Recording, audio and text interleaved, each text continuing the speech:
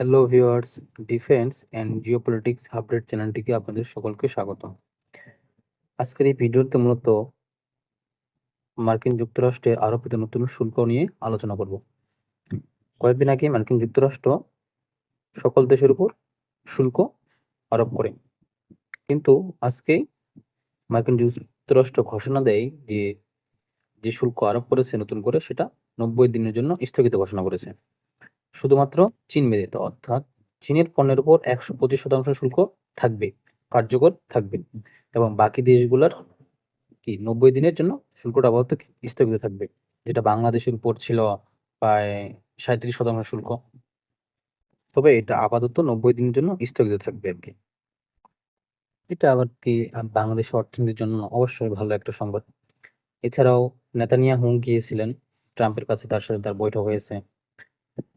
Netanyahu মূলত ট্রাম্পের কাছে গিয়েছে দুইটি কারণে। এক, যে সে ইরানে সরাসরি হামলার ব্যাপারে যাতে, অর্থাৎ ট্রাম্পের কাছ থেকে অনুমতি নিতে গিয়েছিল।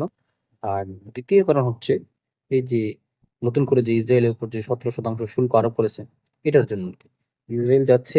ইসরায়েল বলতেছে যে আমরা তো মিত্র দেশ, আমাদের উপর যেন কোনো শুল্ক না থাকে।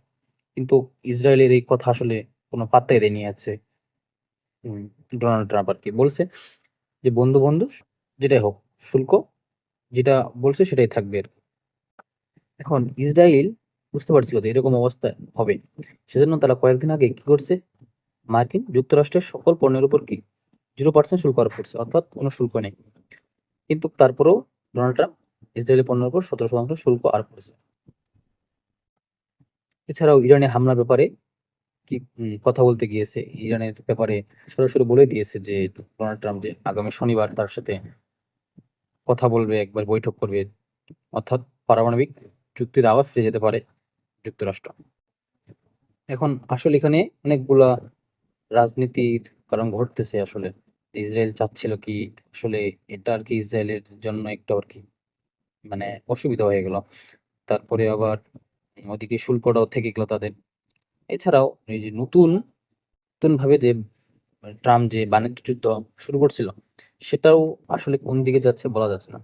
এখন ট্রাম্পের যখন ইচ্ছে সেটা করতেছে সে তখন। তো এসব নিয়ে আমরা বিস্তারিত আরো পরে ভিডিওতে আলোচনা করব। তো আজকে এ পর্যন্তই। আমাদের ভিডিওটিকে লাইক দিবেন, শেয়ার করবেন, কমেন্ট করবেন এবং আমাদের চ্যানেলটিকে সাবস্ক্রাইব করে রাখবেন। ধন্যবাদ।